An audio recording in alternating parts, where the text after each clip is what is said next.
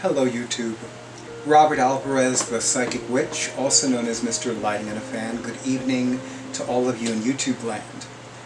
Tonight is one of those late night videos, because right now the time is approximately 1:48 a.m. Eastern Time, and of course 1:48 numerologically reduces to 13, as in the number 13, blessed be the power of the witch. And the date is, since it is before sunrise, Wednesday, July 14th, 2021. The moon is waxing in Virgo and the sun is transiting in Cancer.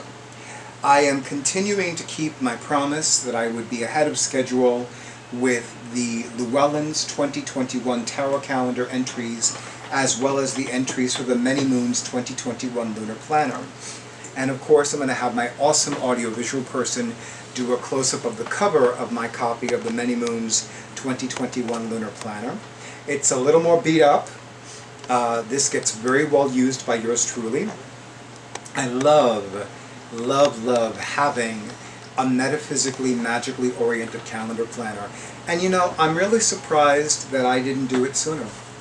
But I love that Sarah Faith Gottsdiner, also known as Goddess on Instagram, publishes these. So as long as she keeps publishing them, I'll keep buying them, and there you go. So I want to read to you what Ms. Gottsdiner wrote about August 2021. So here we go. August is a month for stepping back from routines or overly scheduled days in order to surrender to life. See what wants to whisper to you. Let other perspectives shine through. Just being enough this month. Just being enough this month. See what happens when pressure is taken away. See what happens when you listen to your instinct. This is a particularly magical month. There is a new moon in Leo on the same date as 8/8 or August 8th, or the Lion's Gate portal, and we greet a second full moon in Aquarius. Innovations and breakthroughs are ripe.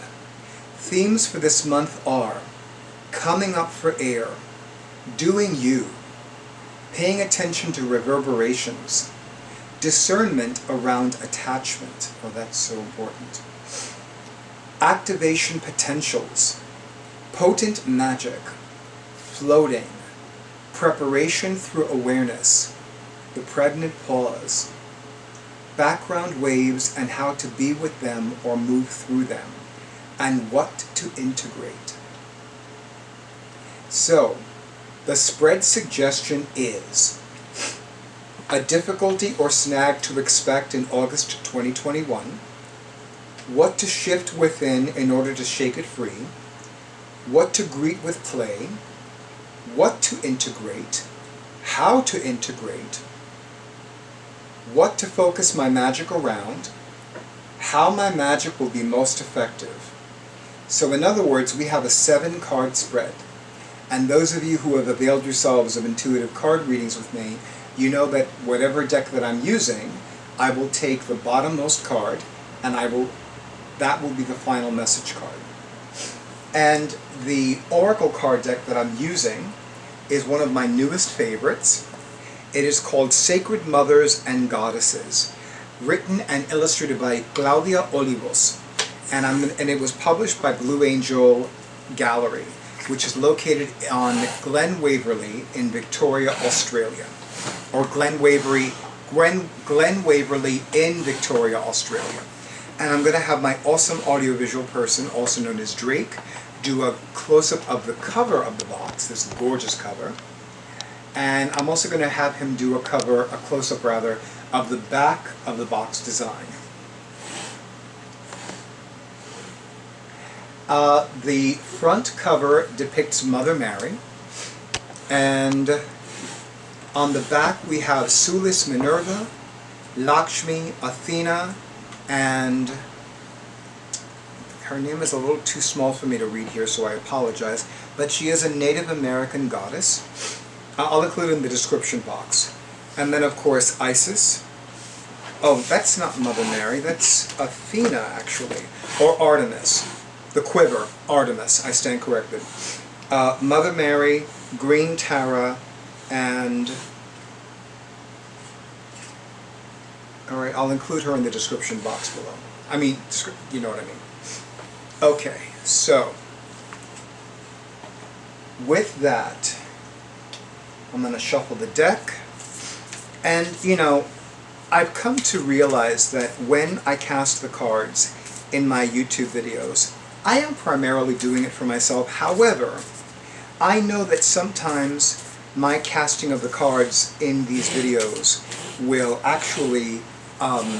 Isis, what's the matter? What's the matter, honey? You just want attention, that's what it is. Because now you stopped hissing when I'm doing this. Isn't that right? Yeah, you just wanted me to pay attention to you. Because you always do this when I'm doing a video. Isn't that right? Yes, it is. Okay. She's calm. Let's milk it for all it's worth. So, I do not question that for some of you, this casting of the cards will resonate with you very deeply. And one card decided to just pop out and go to the left. So let's see what card that is. Embrace the Sacred Feminine. And I'm going to have my awesome audiovisual person for my YouTube videos do a close-up so that you can see that this is not a coincidence. And yes, I do love the back of the card design.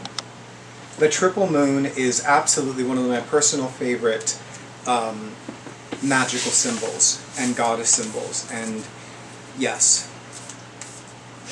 So I'm going to shuffle it a few more times. And because there is no layout table, I'm going to do the 3-card cutting of the cards and putting them back together. And with that being said, first card, a difficulty or snag to expect in August 2021.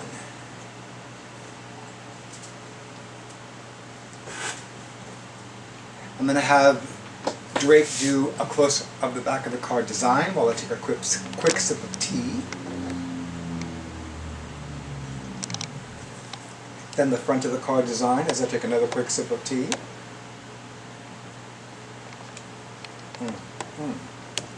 So good. Yogi brand mango ginger. Head on. Amplified awareness. So, your awareness, your intuition, your goddess guidance, your intuitive leadings are going to make you aware of a snag in August of 2021. Now, I'm not getting intuitively that the snag is a really bad thing. What I'm getting intuitively is that the snag is necessary. And it could be a necessary snag to help you re-examine or re-evaluate what you have planned for the rest of the calendar year. And I have a feeling that that will be the last vestige of the most recent Mercury retrograde. So that snag is not a bad thing. I feel that it is a blessing in disguise. Okay, so, next card. What to shift within in order to shake it free. What to shift within in order to shake it free. What to shift within in order to shake it free. Now I said it correctly. It took me 3 times. So again, I'm going to have my awesome audiovisual person do a close-up of this card. And then I will interpret it for y'all. Living in a city. Hecate. So you know that the Lady of the Crossroads is absolutely willing to help you shift something within so that you can also shake it free and you can shift something without. The inner absolutely influences and transforms the outer. And I love this image of Hecate, I too. And it's so funny because all 3 of them look like maidens to me. And remember, in ancient Greece, Hecate's maiden aspect was the most venerated. So I really do feel that whatever she's going to help you shift within, which will shift without, and then shake it free, will also help you create some new beginnings in your life. And especially deeply personal new beginnings. Like things that are really intimate to you, deeply emotionally connected for you. And the third card, what to greet with play. You know, play is a concept that still mystifies me because I'm so accustomed to being very serious. And I'm not accustomed to being playful and being lighthearted and being light-minded. And I'm not accustomed to being free-spirited. So play for me is still this mystery. It's like, I know what play is, I know what it looks like, I know what it feels like. And then it's like, I still don't know you. You know? It's like, I know who you are, but I don't know you.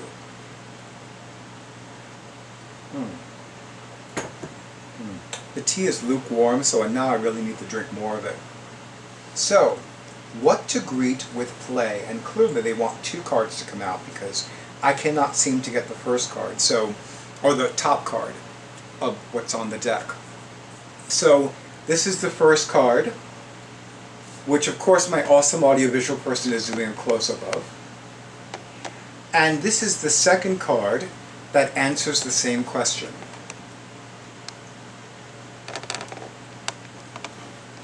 So, close-ups are complete? Okay, just want to make sure. Because I do remember, and I don't remember the YouTube user's name, asking if I could make the close-ups longer. So ever since then, I absolutely make sure that I do the close-ups with as much time for you to process the image, and of course you can like pause it and all that other good stuff. So, third card, twice, what to greet with play. Hathor. You know, Hathor is so appropriate to come out for this because Hathor, or as the ancient Egyptians called her, Het-Heret, is a goddess of music, drama, dance, and she is also a goddess of play. She's a goddess of creative fulfillment, of creative self-expression, of self-expression in general. So you could absolutely call upon Het-Heret or Hathor to help you be more liberated with regards to play. Maybe she can help you do something that you normally would not do for yourself. You know, I had the honor and pleasure of watching Swan of Dreamer's newest video, which is a timeless oracle card reading. She pulled a card from the Beyond Lemuria oracle cards, which was written and illustrated by Izzy Ivy. And it was a timeless oracle card reading in the sense that whenever one watches that video, that's when they're meant to receive that message. But one of the things that she said was think outside of the box. And then Michelle said, you know what, throw away the box. So if you have been struggling to think outside of the box with regards to how to be more playful and more free in your life and in how you express yourself in your world, then instead of thinking outside of the box, throw away the damn box. But I would say recycle the box, for the record. So Het-Heret can help you be more free-spirited, more loving, more creative, and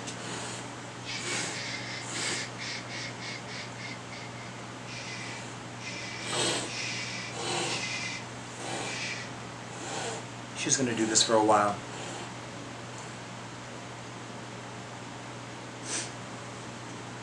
And then Green Tara. Where are you being too hard on yourself? Maybe you need to stop being hard on yourself and say, you know what? I'm not going to be hard on myself for today. Just for today, I'm not going to be hard on myself about this situation, or this person, or about my habit with regards to this, or with regards to my history about this situation, or this person, or this whatever. So, again, being more free-spirited, being more creative, being more passionate, recycling the box, disposing of the box if it cannot be recycled, and being more compassionate with yourself, less hard on yourself, not at all hard on yourself.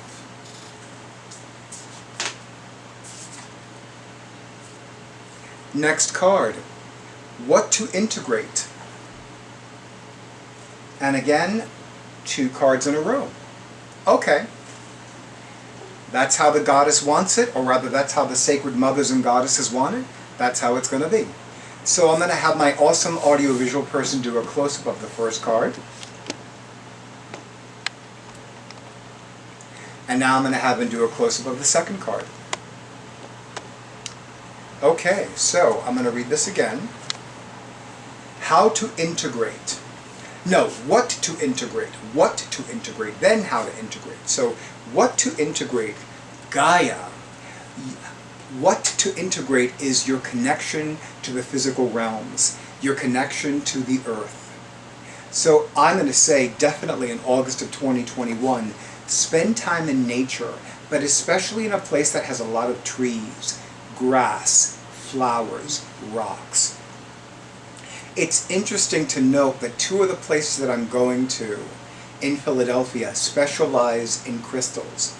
They're 2 metaphysics stores, and their primary merchandise is crystals. So it's very interesting that this card came out. And the second card depicts Freya. So here we have another love goddess. Hathor is a love goddess, so is Freya. And they're both goddesses of sensuality and sexuality. So I feel like and of course Leo is the sign of sex. And when August begins, the sun is in Leo. So these 2 cards are reminding you to pay attention to your earthiness, to your connection to the physical realms, and to be more free-flowing with your sexual energy. And that doesn't necessarily mean you have to fuck everything that moves. It just means be more comfortable, be more accepting of your sexuality, of your sexual energy, of your sensuality. You know, you may want to do things or try things that you haven't done ever. You know, I know that I'm long overdue to have a massage. And I know that the time is coming for me to have a massage. And who knows, maybe August 2021 is the time for me to have a massage. And believe me, I cannot wait. And then you may want to also consider something that you've never done before. You know, maybe you have never taken an herbal bath, or maybe you're long overdue to have an herbal bath with crystals and tea or wine. You know, I've been toying with the idea of just bringing a bottle of wine into the bath and just like going to town. And lately it's been Apothic wines that have been on my purchasing list. So, and yes, there will be a bottle of Apothic wine purchased tomorrow. I just don't know which variety yet, but it'll be one of them, I'm sure. And then of course Freya, you know, Freya is a goddess that is so multifaceted and multifunctional. She's a goddess of sexual energy, of sensuality. She is a goddess of the satyr, which is this divination practice that was only practiced by Norse women. She is a goddess of the moon and the sun. She is a goddess of moving forward, hence symbolized by her chariot, pulled by her beloved bobcats. And then of course she's also in her own way a goddess of divination. So I feel like you have a lot of opportunities to integrate a lot of things in August of 2021, and especially while the sun is in Leo. And then you have how to integrate. And for this, definitely 1 card. Now we get 1 card. And of course I'm going to have my awesome audiovisual person do a close-up of this 1 card.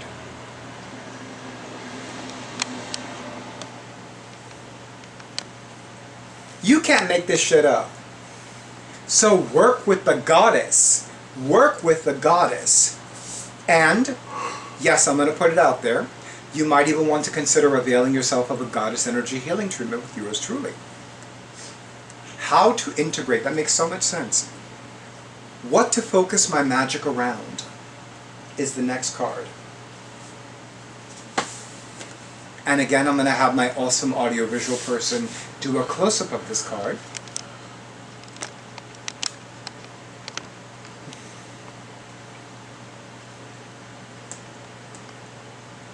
Blue Tara. I've always found Blue Tara to be a healing goddess, especially physically healing. Now here's what's interesting. I happened to look at the channeled message underneath Blue Tara's name, and it reads, Transmutation of Anger. Transmutation is the process of taking something negative and negating it. It's the same concept of taking a snake's venom and negating the venom and using what's left behind, or what's left after the negation of the venom, to create the antidote for the venom. So it's the same concept. So I'm going to say that Blue Tara is asking you to look at how you can change how you deal with anger. If, let's say that you historically yell at people when you're angry, maybe you need to punch a pillow. Or you may want to engage in primal scream therapy. I am always surprised that New York City does not have places where one can scream their heads off as expressions of frustration. And believe me, living in a city has its own set of frustrations. And I am crystal clear that if any city on planet Earth needs primal scream therapy centers or primal scream centers, it's definitely New York City. All 5 boroughs, not just Manhattan, Brooklyn, Queens, Staten Island, and the Bronx. Yes. So and of course, you may also want to look at how you want to deal with your anger. Maybe there's an idea that's come to you ongoingly, repetitively, intuitively. Maybe that's the way to deal with your anger more effectively. Or maybe you need to speak to somebody and say, you know what, you did this, it upset me, and I need to tell you right now. I've been afraid to tell you. I don't know why I've been afraid to tell you, but I've been afraid to tell you, and I've been reluctant to tell you, but I really feel like I needed to tell you right now. And I recently had an incident where I told somebody that they didn't do something, and it upset me. And the irony was that it was my therapist. Now, I've been raving about my therapist to so many people since I began availing myself of her therapeutic services. And I think she's wonderful. I love her energy. I love having her as my therapist. But there was something that she didn't do twice. And I will admit, I was very upset with myself for wanting to bring it up to her. And I was very uncomfortable about bringing it up to her.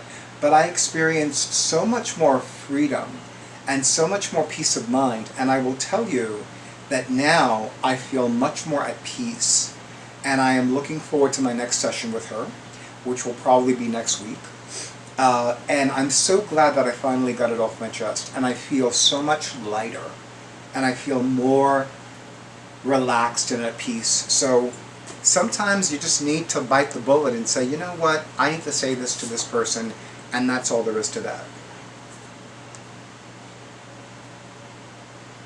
So what to focus my magic around?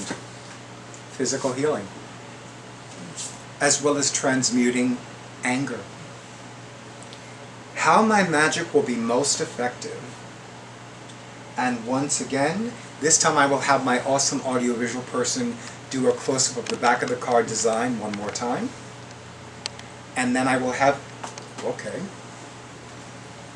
Interesting that that card fell the way it fell. I will have him do a close-up of the front of the card design. So, again, how my magic will be most effective. Well, I do have 3 cats. And I do have a book of cat magic. Actually, I think I have 2. So you know what? I would say for those of you who have cats, definitely work with your cats, especially your feline familiars. And that stirred up Isis, the alpha female.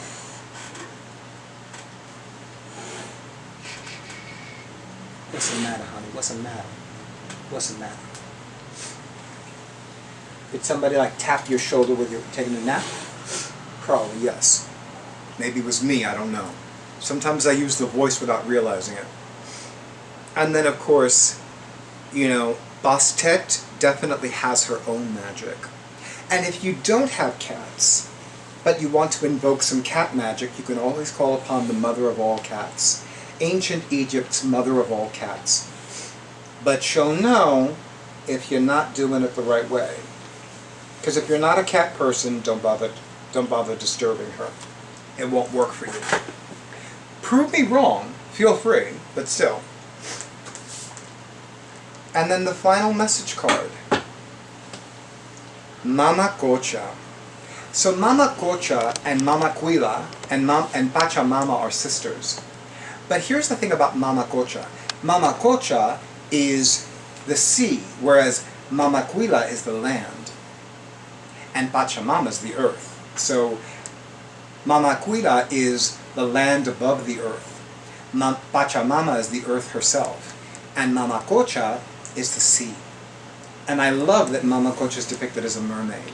So I would say, as a final message, definitely call upon the elementals.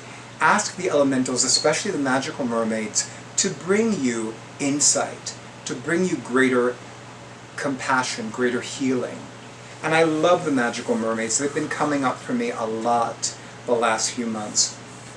And I really feel a closer connection to them, and that could be one of the reasons why I feel like I must wade in beach water.